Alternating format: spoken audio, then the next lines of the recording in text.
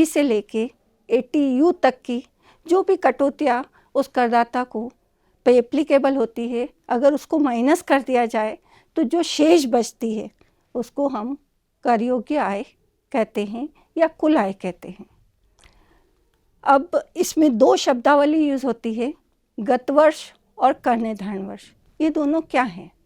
गत वर्ष वो वर्ष है जिस पर आय की गणना की जाती है, जो 1 अप्रैल से स्टार्ट होता है और 31 मार्च को समाप्त होता है। और गत वर्ष जब समाप्त होता है उसके नेक्स्ट ईयर जो होता है वो कर निर्धारण वर्ष होता है, जिसमें गत वर्ष में जो आय हमने कमाई है उस पर कर की गणना की जाती है। अब करदाता किसको कहते हैं? तो करदाता वो व्यक्ति है जो किसी भी प्रकार का कर, ब्याज, अर्थदंड कुछ भी चुकाने के सरकार को चुकाने के लिए उत्तरदायी होता है, वह करदाता कहलाता है। करदाता अनेक प्रकार के हो सकते हैं, जैसे व्यष्टि, एक व्यक्ति करदाता जो होता है वो व्यष्टि करदाता कहलाता है। उसके बाद हिंदू अविभाजित परिवार है, फर्म है, कंपनी है, व्यक्तियों का समुदाय है, नगर पालिका, नगर निगम, ये सभी करदाता की श्रेणी में आते हैं। अभी हमने देखा कि आयकर में कौन कौन सी शब्दावली यूज़ होती है, उसका अर्थ क्या होता है। अब हम जानें कि कर कैसे लगाया जाता है, किस करदाता को किस आय पे कर देना है।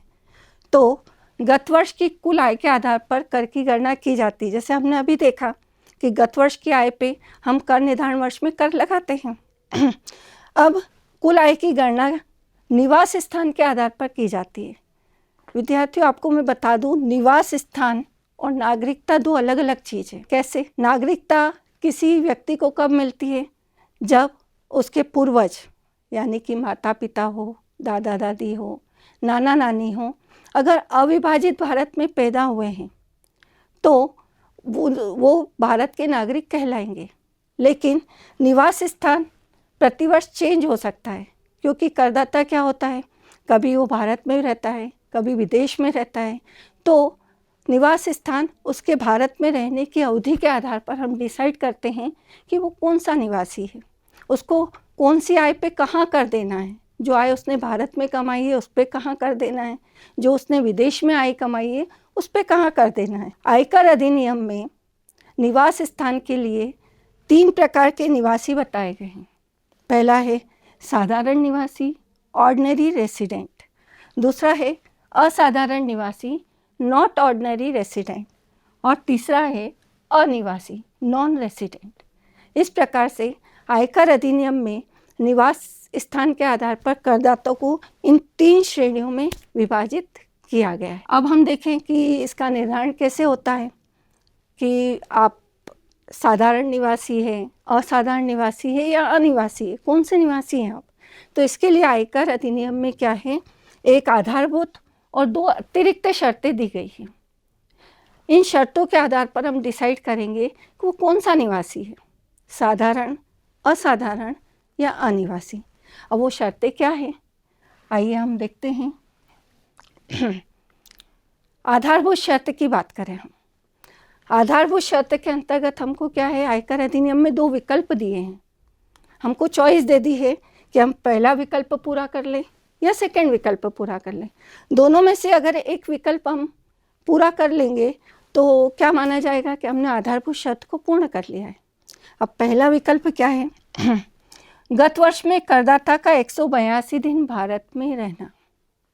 गत वर्ष हमने अभी देखी, गत वर्ष किसको कहते हैं, जिस वर्ष की आय पर कर निर्धारण होता है ना, वो गत वर्ष। जैसे अगर हम अभी की बात करें तो हमारा गत वर्ष 2023-24 और 2024-25 हमारा कर निर्धारण वर्ष। तो गत वर्ष क्या हुआ, 2023-24। इसमें अगर वो करदाता 182 दिन भारत में रह ले तो हम कहेंगे कि उसकी आधारभूत शर्त क्या हो गई, पूर्ण हो गई।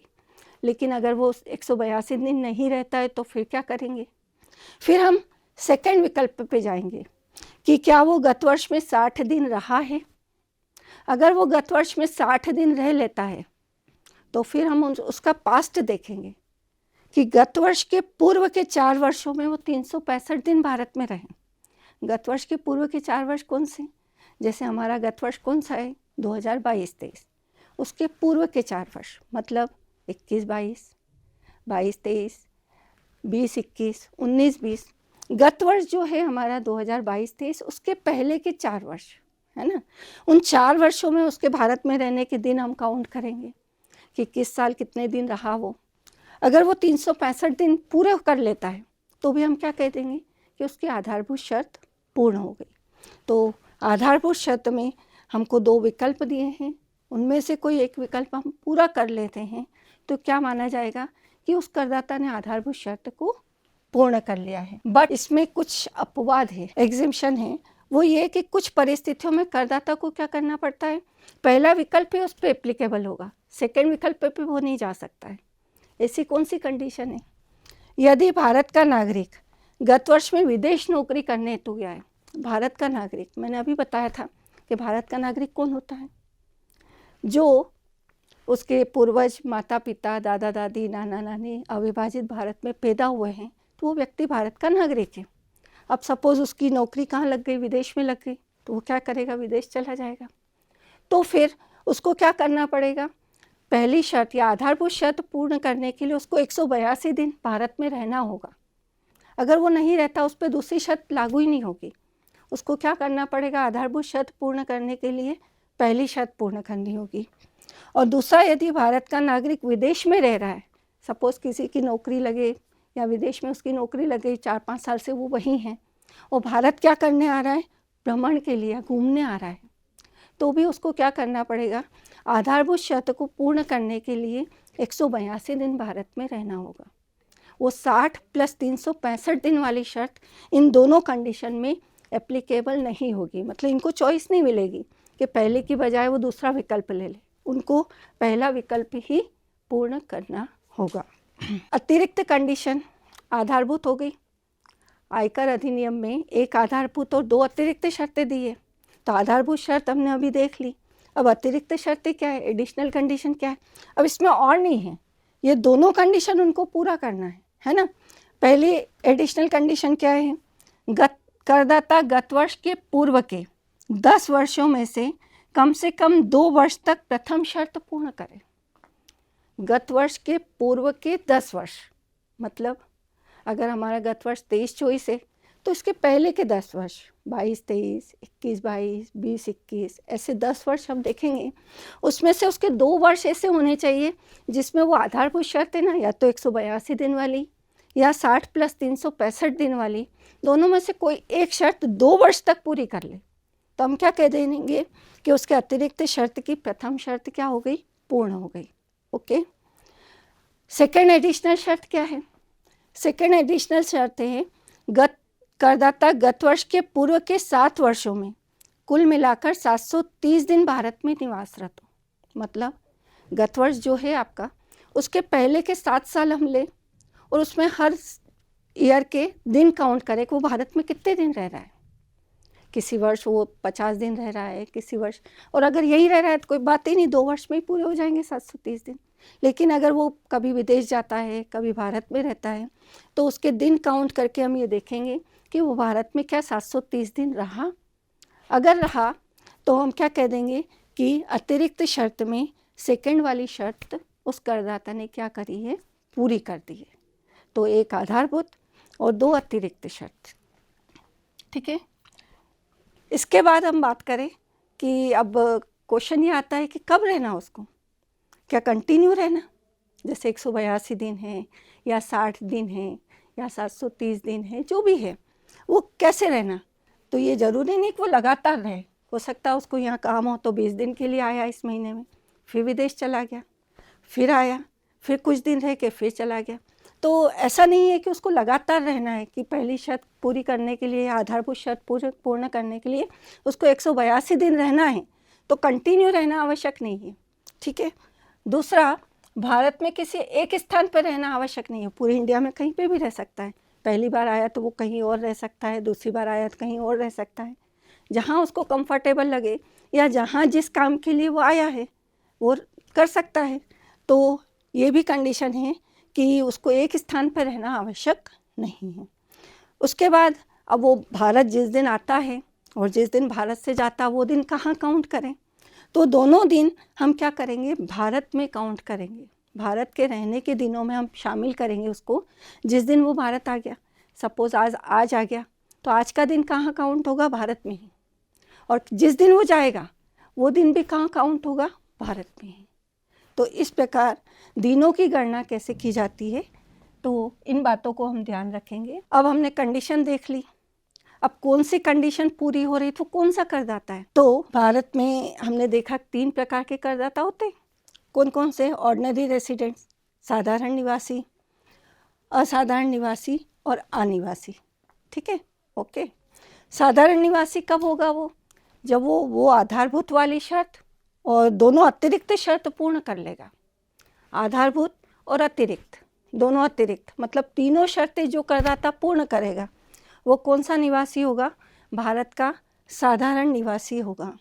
सर कट कीजिए। अब हमने आधारभूत शर्त भी देख ली, अतिरिक्त शर्तें भी देख ली।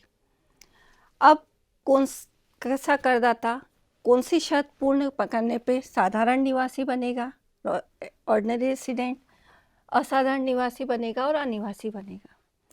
तो जब करदाता आधारभूत और दोनों अतिरिक्त शर्त पूर्ण कर लेता है तो वो कौन सा निवासी होगा, भारत में साधारण निवासी होगा। अब एक करदाता ऐसा है जो आधारभूत शर्त तो पूर्ण कर लेता है, लेकिन दोनों अतिरिक्त शर्तों में से कोई एक शर्त या दोनों शर्त पूर्ण नहीं करता है तो वो कौन सा निवासी होगा, असाधारण निवासी, नॉट ऑर्डिनरी रेसिडेंट। ठीक है, मतलब आधारभूत शर्त तो पूर्ण करी उसने, पर दोनों अतिरिक्त शर्तों में से कोई एक या दोनों पूर्ण नहीं करी तो वो असाधारण निवासी करदाता होगा। अब अनिवासी, तो जो करदाता आधारभूत शर्त पूर्ण नहीं करता है, वो बेसिक कंडीशन ही पूर्ण नहीं करता है, वो करदाता नॉन रेसिडेंट या अनिवासी करदाता होगा। अर्थात जो तीनों शर्तें पूर्ण करे साधारण निवासी, जो पहली शर्त पूर्ण करे वो असाधारण निवासी, और जो पहली शर्त पूर्ण ना करे वो अनिवासी करदाता कहलाता है। अब एक उदाहरण से हम इस चीज़ को देख लेते हैं कि वो कौन सा निवासी हुआ, है ना। तो एक उदाहरण दिया है, श्री रॉबर्ट जो अमेरिका निवासी है, कौन सा, अमेरिका का नागरिक है ना, लेकिन भारत में 2012 से निवासरत है। वो 14 जुलाई 2023 को जापान घूमने गए। वे वहाँ से 8 जनवरी 2024 को भारत वापस लौटे। कर निर्धारण वर्ष 2024-25 के लिए श्री रॉबर्ट की निवासी स्थिति ज्ञात कीजिए। ठीक है, ये अमेरिकी नागरिक है, तो इस पे क्या आधारभूत शर्त में से दोनों में से कोई एक पूरी कर सकता है ना। ये भारत का नागरिक तो है नहीं, और न ही ये भारत से विदेश में नौकरी करने गया है, न ही विदेश से भारत घूमने आया है। तो जो अपवाद वाली शर्तें हैं वो कुछ भी नहीं है, तो ये बेसिक में दोनों में से कोई एक पूरी कर सकता है ना। तो अब हम देखें इसकी कि इसने कैसे क्या किया है। अब हम चलते प्रथम शर्त पे। प्रथम विकल्प, गत वर्ष में करदाता 182 दिन भारत में रहना। अब गत वर्ष हमारा क्या है, 2023-24, जो 1 अप्रैल 2023 से स्टार्ट हो रहा है और 31 मार्च 2024 को समाप्त हो रहा है। तो जैसा हमने देखा कि ये कब से यहाँ है, 2012 से, और कब विदेश गया है, ये जापान घूमने कब गया, 14 जुलाई 2023, मतलब 14 जुलाई 2023 के पहले तो ये यहीं था भारत में। तो अप्रैल से हमारा ईयर स्टार्ट हो रहा है, तो अप्रैल के 30 डेज यहीं, मई के 31 डेज यहीं, जून के 30 डेज यहीं। ठीक है, उसके बाद जुलाई में वो कब गया, जुलाई में 14 जुलाई को गया। और हमने अभी ऊपर देखा था कि जिस दिन जाता है वो दिन भी कहाँ काउंट होता है, भारत में। तो जुलाई में कितने दिन काउंट होंगे, 14। तो देखिए जून जुलाई के 14 दिन। ठीक है, अब वो क्या हुआ, 14 जुलाई को तो चला गया। उसके बाद वो वापस कब आए भारत, 8 जनवरी 2024 को। अब हमारा ईयर तो 31 मार्च को ख़त्म होता है, तो जनवरी में वो कितने दिन रहे, जनवरी हम देखें तो 31 डेज़ की होती है, और 8 तारीख हमको यहीं की लेनी है, मतलब 7 दिन हम माइनस करते हैं 31 में से, तो कितने बचे, 24 डेज, और फरवरी में यही है तो 28 डेज, और मार्च भी पूरा यही है 31 डेज। तो इसके कुल डेज कितने हो गए? 188। 188 डेज हो गए, ये तो 182 से ज़्यादा है। तो ये क्या हो गया? प्रथम आधारभूत शर्त इसने क्या कर दी? पूर्ण कर ली। ठीक है। अब फर्स्ट बेसिक कंडीशन इसने कंप्लीट कर ली, तो हम एडिशनल कंडीशन पे चलें, है ना। अब पहली हमारी एडिशनल कंडीशन क्या है? करदाता गत वर्ष के पूर्व के 10 वर्षों में से कम 2 वर्ष तक प्रथम शर्त पूर्ण करे। इसके पीछे 10 साल चाहिए ना अपन, तो वो 10 वर्ष यहीं रह रहा है, 2012 से यहीं है ना।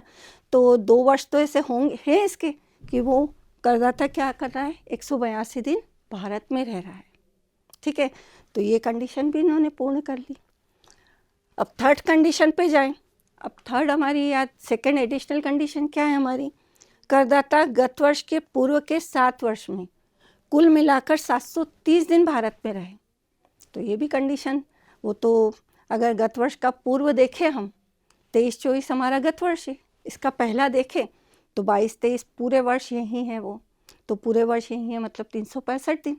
21-22 पूरे वर्ष यही है तो उसके 365 दिन, 20-21 पूरा यही है, तो ऐसे करें तो 730 दिन तो इसके ऐसे ही कंप्लीट हो रहे हैं। तो ये करदाता क्या कर रहा है? सेकेंड एडिशनल कंडीशन भी पूर्ण कर रहा है। चूँकि इस करदाता ने बेसिक कंडीशन भी हमारी कंडीशन भी पूर्ण कर ली है और एडिशनल दोनों कंडीशन भी इसने पूरी कर ली है, तो ये करदाता कौन सा निवासी कहलाएगा? भारत का साधारण निवासी करदाता कहलाएगा, ऑर्डिनरी रेसिडेंट।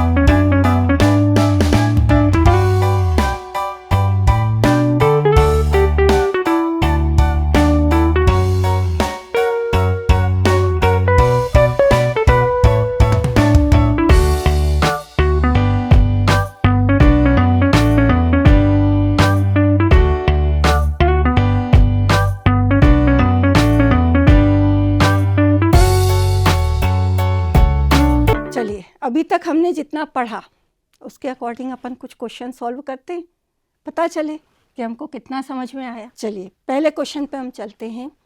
निवास स्थान के आधार पर करदाता की कितनी श्रेणियां होती है? कितनी श्रेणियां होती है? 4 होती है, 3 होती है, 2 होती है, या इनमें से कोई नहीं, 5, 6 और ज़्यादा होती। तो हमने अभी ऊपर देखा था कितनी कंडीशन होती है? 3, साधारण निवासी, असाधारण निवासी और अनिवासी, 3 कंडीशन है। तो कौन सा आंसर सही है इसका? सेकंड वाला बी, ये बी, 3 श्रेणी। ठीक है, नेक्स्ट क्वेश्चन पे हम चले। नेक्स्ट क्वेश्चन है हमारा, करदाता साधारण निवासी कब कहलाता है? केवल आधारभूत शर्त पूर्ण करें, केवल 2 अतिरिक्त शर्त पूर्ण करें, आधारभूत शर्त और 2 अतिरिक्त शर्त पूर्ण करें, या केवल भारत का नागरिक हो। तो हमने देखा था तीनों शर्त के बाद हमने देखा था कि कौन सा करदाता तीनों शर्तें पूर्ण करता है, कौन सा करदाता कहलाता है वो? साधारण निवासी। मतलब उसको क्या करना पड़ता है? आधारभूत शर्त के साथ 2 अतिरिक्त शर्त भी पूर्ण करना रहता है। तो इसका सही आंसर कौन सा होगा? सी। देखते हैं। ओके, सी, आधारभूत शर्त और 2 अतिरिक्त शर्त पूर्ण करें। चलिए अब हम नेक्स्ट क्वेश्चन पे चलते हैं। नेक्स्ट क्वेश्चन हमारा आया है, गत वर्ष में विदेश नौकरी हेतु करदाता को भारत का साधारण निवासी बनने के लिए कौन सी आधारभूत शर्त पूर्ण करना होगी?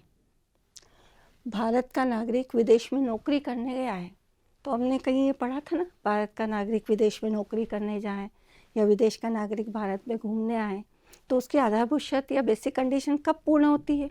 जब पहला इसका है गत वर्ष में कम से कम 182 दिन भारत में रहना, गत वर्ष में 60 दिन और गत वर्ष के पूर्व के 4 वर्षों में 365 दिन भारत में रहना, और ब दोनों। तो हमने देखा था ये अपवाद थे दो, जिसमें हमको क्या करना था, सेकंड वाला जो विकल्प था वो उपलब्ध नहीं था हमारे लिए। मतलब इनको अगर भारत का साधारण निवासी बनना है तो कौन सी बेसिक कंडीशन पूर्ण करनी होगी? गत वर्ष में कम से कम 182 दिन भारत में रहना। तो इसमें सही आंसर क्या रहेगा? ए, गत वर्ष में 182 दिन भारत में रहना। चलिए इसके आगे हम चलते हैं कि अब हमने निवास स्थान तो निर्धारित कर दिया उसका। इसके आगे मैं ये भी बता दूं आपको इसके पहले कि ये हमने व्यष्टि करदाता का देखा है ना। अगर हिंदू अविभाजित परिवार हुआ या फर्म हुई तो उनका निवास स्थान कैसे निर्धारित होता है? फिलहाल हमने तो व्यष्टि करदाता की बात करी है। हिंदू अविभाजित परिवार में क्या होता है? जॉइंट फैमिली रहती है, उसमें क्या होता है? कर्ता होता है। तो अगर हिंदू अविभाजित परिवार है और उस व्यापार का पूर्ण या आंशिक नियंत्रण भारत से है और उसका कर्ता जो है वो 2 अतिरिक्त शर्तें पूर्ण कर लेता है, तो वो परिवार कौन सा कहलाएगा? भारत का साधारण निवासी, ऑर्डिनरी रेसिडेंट होगा। और यदि भारत में उसका आंशिक या पूर्ण नियंत्रण है उस व्यापार का और उसका कर्ता जो है वो 2 में से कोई एक शर्त पूर्ण करता है, तो वो कौन सा निवासी होगा? असाधारण निवासी होगा। और यदि उस व्यवसाय का नियंत्रण भारत से है ही नहीं, विदेश से है, पूर्ण नियंत्रण विदेश से है, तो HUF फैमिली कौन सी कहलाएगी? भारत में नॉन रेसिडेंट, अनिवासी कहलाएगी। तो इस तरीके से फर्म का HUF का भी हम कर निर्धारण कर सकते हैं। अब हम आगे देखें कि हमने ये तो डिसाइड कर लिया कि कौन सा करदाता है, साधारण निवासी है, असाधारण निवासी है या अनिवासी है। अब ये डिसाइड करने के बाद हमको ये देखना रहेगा कि कौन सी आय पे किसको टैक्स देना है।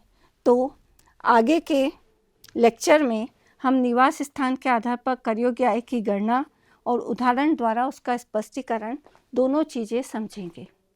ठीक है, इससे हम क्या समझ पाएंगे कि करदाता की विभिन्न श्रेणियों के आधार पर कर योग्य आय के नियम की विधि क्या है, किस नियम के आधार पर कौन सी आय किसके लिए कर योग्य होती है, और इसके अलावा कुछ उदाहरण के माध्यम से इस गणना पद्धति को हम समझेंगे। अब हमारे सामने एक टेबल आई है, कर योग्य आय की गणना। अब कर योग्य आय की गणना के लिए अब हम देखें, अगर कोई आय हमने भारत में प्राप्त की है, भारत में ही कमाई, भारत में प्राप्त की, वो तो है, और विदेश में कमाई लेकिन भारत में प्राप्त की है, फर्स्ट जो डायरेक्ट उसको क्या हुआ है, वो इनकम भारत में मिली है, तो वो आय क्या होगी? तीनों प्रकार के करदाताओं के लिए कर योग्य होगी, चाहे वो साधारण निवासी हो, असाधारण निवासी हो या अनिवासी हो। मतलब कि जो आय हमने भारत में प्राप्त करेंगे, जो आय वो तीनों प्रकार के करदाता के लिए कर योग्य होगी। अब गत वर्ष में भारत में उपार्जित या उपार्जित मानी गई आय, उपार्जित का मतलब कमाना, जो आय हमने भारत में रह के कमाई है, यहाँ पे कोई सर्विस करके कमाई है, यहाँ पे कोई बिजनेस करके कमाई है, जो भी आय हमने भारत में कमाई है, चाहे वो आय उस व्यक्ति को विदेश में मिल रही हो, उसके डायरेक्ट विदेश के खाते में जमा हो रही है, पर चूंकि उसने वो आय भारत में कमाई है, तो वो आय भी क्या होगी? तीनों प्रकार के करदाताओं के लिए कर योग्य होगी। अब हमारी आती है कि जो आय हमने भारत में कमाई है वो तीनों के लिए कर योग्य है, जो आय हमने भारत में प्राप्त की वो तीनों के लिए कर योग्य है। अब बचती कौन सी आय है? विदेशी आय। विदेशी आय किसको कहते हैं हम? जो विदेश में कमाई और विदेश में ही प्राप्त की। अब जो आय हमने विदेश में कमाई, विदेश में प्राप्त की, तो वो आय अगर हम ऑर्डिनरी रेसिडेंट है, साधारण निवासी हैं, तो कर योग्य है। लेकिन असाधारण निवासी है तो किस कंडीशन में वो कर योग्य होगी? वो ऐसे व्यापार की आय है जिसका नियंत्रण भारत से होता है। व्यापार तो विदेश में है पर उसका नियंत्रण क्या है? भारत से है, तो वो आय इसके लिए कर योग्य होगी। बाकी उसका नियंत्रण अगर विदेश से है, वो नौकरी विदेश में करता है, वो रहता विदेश में है, तो वो आय उसके लिए क्या हो जाएगी? अन्य सभी प्रकार की आय नॉट ऑर्डिनरी रेसिडेंट या असाधारण निवासी के लिए कर मुक्त होगी। अनिवासी नॉन रेसिडेंट के लिए ये आय हमेशा कर मुक्त होती है, चाहे उस व्यापार का नियंत्रण भारत से हो न हो। विदेशी आय अनिवासी करदाता के लिए कर मुक्त रहेगी। अब कुछ करदाताओं की कुछ क्या है, ऐसी आय बच जाती है जो उसने गत वर्ष के पूर्व विदेश में कमाई थी और अब भारत लिया है, तो ऐसी आय क्या होगी? सबके लिए कर मुक्त होगी, क्योंकि गत वर्ष की आय पे ही कर लगाया जाता है। तो आई होप ये टेबल आपको समझ में आई होगी। एक बार और रिपीट कर देती हूँ। भारत में जो आय हमने प्राप्त की है वो सबके लिए कर योग्य है। भारत में जो आय हमने उपार्जित या कमाई है वो सबके लिए कर योग्य है। विदेशी आय पहले के लिए तो कर योग्य है, साधारण निवासी के लिए। असाधारण निवासी के लिए कब कर योग्य होगी? जब उस व्यापार का नियंत्रण भारत से होगा, नहीं तो कर मुक्त है। और अनिवासी के लिए आय हमेशा के लिए कर मुक्त होती है। एक उदाहरण द्वारा इसको हम समझाते हैं। एक उदाहरण हमारे सामने आया है। श्री विजय की गत वर्ष 2023-24 की आयों का विवरण निम्नानुसार है। श्रीलंका स्थित व्यापार का लाभ भारत में प्राप्त किया है 10,000 रुपये। भारत में कमाई गई आय को जापान में प्राप्त किया गया है 4,000 रुपये। जर्मनी में स्थित व्यापार का लाभ जिसका नियंत्रण भारत से होता है 56,000। इंदौर में स्थित व्यापार का लाभ 20,000 और गत वर्ष के पूर्व की बिना कर लगी विदेशी आय जो गत वर्ष भारत लाई गई है 40,000 रुपये 40,000। उपयुक्त विवरण से श्री विजय की कर निर्धारण वर्ष 24-25 की कर योग्य आय की गणना कीजिए यदि वह साधारण निवासी है, असाधारण निवासी है और अनिवासी करदाता है। इस क्वेश्चन को हम सॉल्व करते हैं। सबसे पहले इस क्वेश्चन को सॉल्व करने के लिए हम ऊपर देंगे कंप्यूटेशन ऑफ टैक्सेबल इनकम। किसकी निकाल रहे हैं हम? मिस्टर विजय की। हमारा असेसमेंट ईयर क्या है? For the assessment year 2024-25। अब हम फर्स्ट पॉइंट पे चले। फर्स्ट पॉइंट क्या था हमारा? श्रीलंका स्थित व्यापार का लाभ भारत में प्राप्त किया। कहाँ प्राप्त हुआ ये लाभ? भारत में। तो अभी हमने क्या देखा था टेबल में कि जो आय हमने भारत में प्राप्त की है वो किसके लिए कर योग्य होती है? तीनों प्रकार के करदाता के लिए कर योग्य होती है। तो ये तीनों में अमाउंट आ जाएगी 10,000 रुपये। ठीक है, चलिए सेकंड पॉइंट हमारा क्या था? भारत में कमाई गई आय को जापान में प्राप्त किया। आय कहाँ कमाई है? भारत में। अब भारत में कमाई है तो क्या होगा? ये आय भी क्या होगी? तीनों के लिए कर योग्य होगी। तो तीनों में अमाउंट आ जाएगी 4,000 4,000 रुपये। चलिए थर्ड पॉइंट की बात करें। जर्मनी में स्थित व्यापार का लाभ जिसका नियंत्रण भारत से है। सबसे पहले तो जर्मनी में स्थित व्यापार का लाभ, व्यापार तो जर्मनी में, मतलब कमाया तो हमने जर्मनी में। अब इसमें ये कहीं नहीं दिया कि भारत में प्राप्त हुआ है, तो हम क्या मानेंगे कि ये आय भी उसको प्राप्त भी कहाँ हुई है? जर्मनी में, मतलब विदेश में। अब विदेश में कमाई, विदेश में प्राप्त की, तो ये आय क्या होगी? लेकिन इसका नियंत्रण भारत से है ना? तो ये आय पहले के लिए तो हमेशा कर योग्य होती है, हमने टेबल में देखा था 56,000। सेकेंड में ये कब आती है? जब इसका नियंत्रण भारत से हो। तो हमको इसमें दिया है कि इसका नियंत्रण कहाँ से है? भारत से है। तो सेकेंड में भी ये क्या आएगा? 56,000। और मैंने बताया था कि नॉन रेसिडेंट के लिए हमेशा टैक्स फ्री होती है, तो इसलिए इसमें अमाउंट नहीं आएगी, ये इसके लिए टैक्स फ्री है। ठीक है, चलिए नेक्स्ट पॉइंट हमारा क्या है? इंदौर में स्थित व्यापार का लाभ। व्यापार कहाँ किया गया है? इंदौर, मतलब भारत में। और भारत में जो आय हम कमाते हैं या प्राप्त करते हैं वो सबके लिए कर योग्य होती है। तो इंदौर में स्थित व्यापार का लाभ तीनों में आएगा 20,000 20,000 रुपये। चलिए इसके बाद कौन सा क्या पॉइंट है? गत वर्ष के पूर्व की बिना कर लगी विदेशी आय जो गत वर्ष भारत लाई गई। तो ये हमने टेबल में देखा था, गत वर्ष के पहले की आय को हम भारत लाते तो वो किसी के लिए भी कर योग्य नहीं होती। तो ये आय क्या होगी, तीनों के लिए कर मुक्त हो जाएगी, तीनों में नहीं आएगी। तो अगर मिस्टर विजय भारत का ऑर्डिनरी रेसिडेंट है तो उसके लिए टैक्सेबल इनकम कितनी रहेगी, 90,000। अगर mister Vijay not ordinary resident है तो उसके लिए कितनी आय टैक्सेबल होगी, 90,000। और मिस्टर विजय नॉन रेसिडेंट है तो उसके लिए कितनी इनकम टैक्सेबल होगी, 34,000। ठीक है, आई होप आपको ये समझ में आया होगा कि निवासी जो 3 प्रकार के होते हैं, ordinary, not ordinary, non resident, तो उनके लिए आय कैसे कर योग्य की जाती है, कौन सी आय किसके लिए।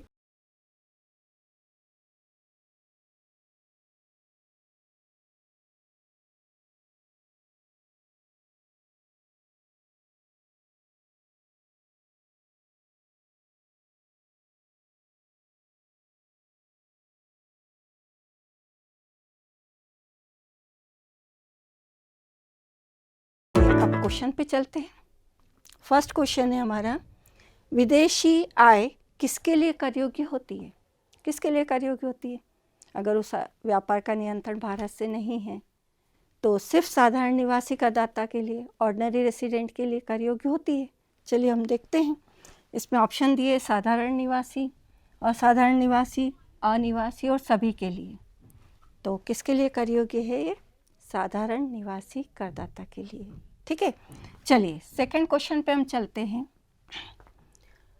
अमेरिका के व्यापार की आय जिसका नियंत्रण अमेरिका से है किस प्रकार के करदाता के लिए कर योग्य है। अमेरिका का व्यापार है, मतलब ये कौन सी आय है, विदेशी आय है, उसका नियंत्रण भी अमेरिका से, भारत से नहीं है। तो ये किसके लिए कर योग्य होगी, साधारण निवासी के लिए, असाधारण निवासी के लिए या अनिवासी के लिए, तो और सभी के लिए। तो इसका भी सही आंसर क्या रहेगा, साधारण निवासी, क्योंकि इसका नियंत्रण अगर भारत से होता तो यह असाधारण के लिए भी कर योग्य होती, बट अभी इसका नियंत्रण कहाँ से है, विदेश से है, अमेरिका से है, तो ये सिर्फ साधारण निवासी करदाता के लिए कर योग्य होगी। नेक्स्ट है, भारत में प्राप्त और विदेश में अर्जित आय किसके लिए कर योग्य होती है। जो आय आपने भारत में प्राप्त की और विदेश में कमाई, तो वो आय किसके लिए कर योग्य है, साधारण निवासी के लिए, असाधारण निवासी के लिए, अनिवासी के लिए, सभी के लिए।